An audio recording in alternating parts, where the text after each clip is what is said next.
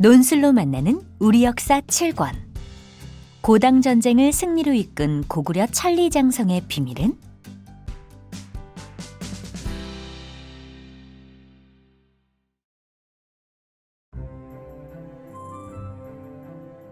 여는 이야기. 수나라는 598년 30만 군사를 이끌고 고구려를 침략하지만 결국 패배합니다. 612년에는 113만 대군을 이끌고 또다시 쳐들어왔지만 역시 을지문덕 장군이 이끄는 고구려군에게 대패하고 말죠. 이렇게 고구려와의 무리한 전쟁으로 수나라가 망하자 이어서 당나라가 들어섭니다. 당나라 역시 고구려가 있는 한 결코 자신들이 최강국이 될 수 없다는 것을 알고 고구려를 침략하기로 합니다. 그리고 아주 오랜 세월 동안 치밀한 준비를 하죠. 645년, 당나라는 드디어 육군과 수군을 포함해 잘 훈련된 약 30만 명의 정예군을 이끌고 고구려로 쳐들어옵니다. 고구려의 막강한 천리장성을 뚫기 위해 성 공격에 필요한 무기를 총동원해서 말이죠. 그러나 불과 몇 달 후, 당태종 이세민은 비참한 꼴로 고구려군에게 쫓겨 달아납니다. 과연 고구려는 어떤 전략으로 승리를 거두었을까요?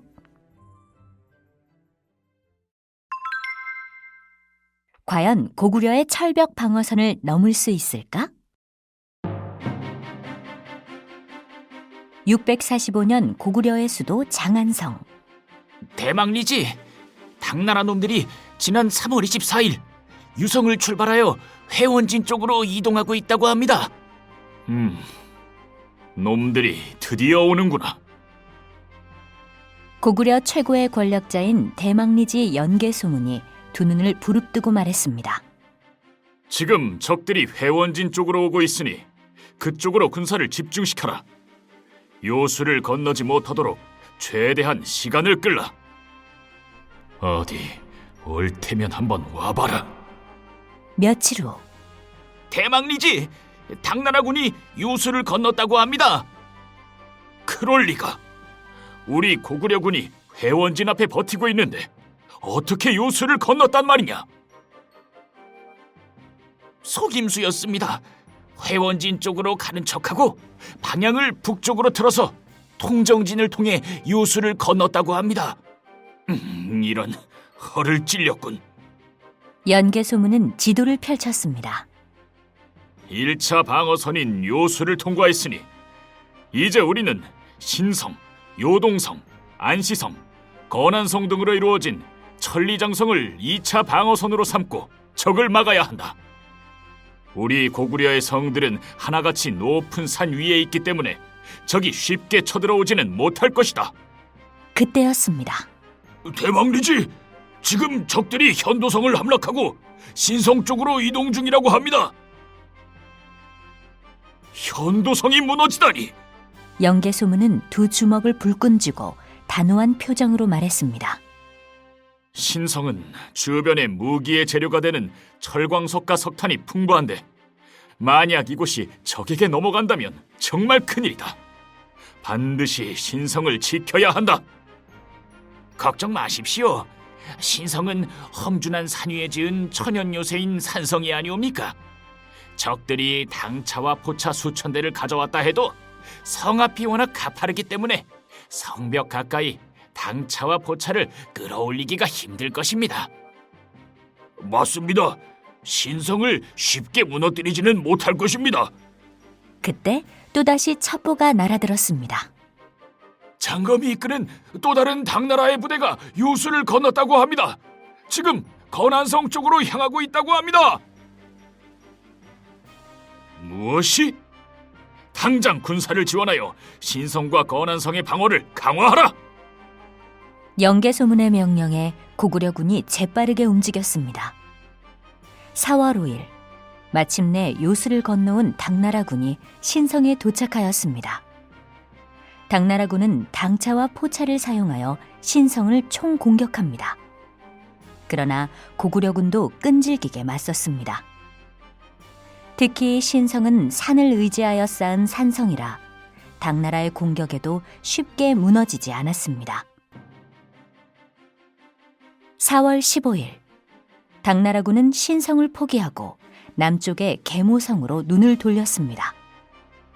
10여일간의 치열한 전투 끝에 안타깝게도 계모성은 당나라군에 함락되고 말았습니다.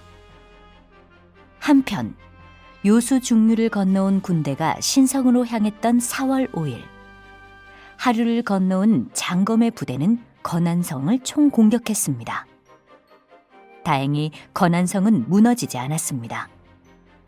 당나라군은 또다시 허무하게 발길을 돌려야 했죠.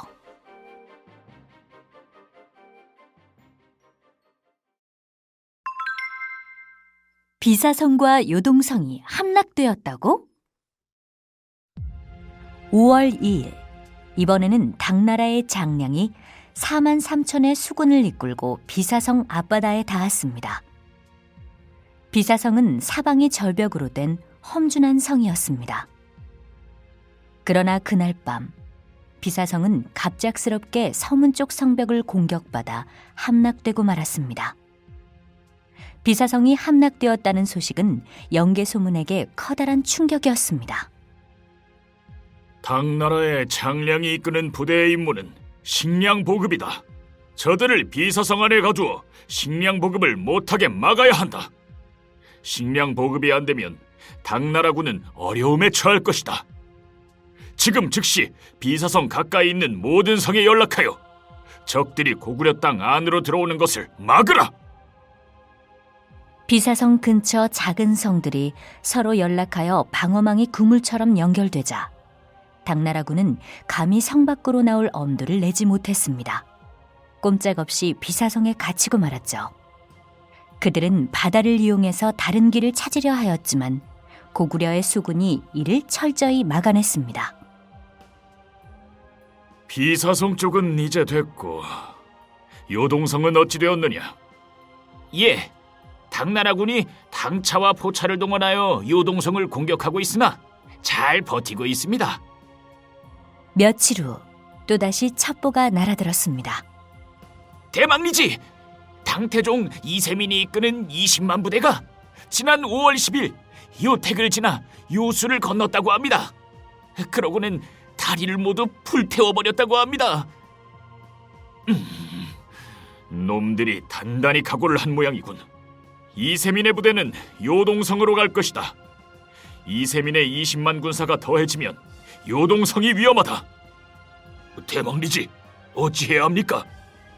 지금 요동성 안에는 50만 석의 식량과 2만 명의 우리 군사가 있다.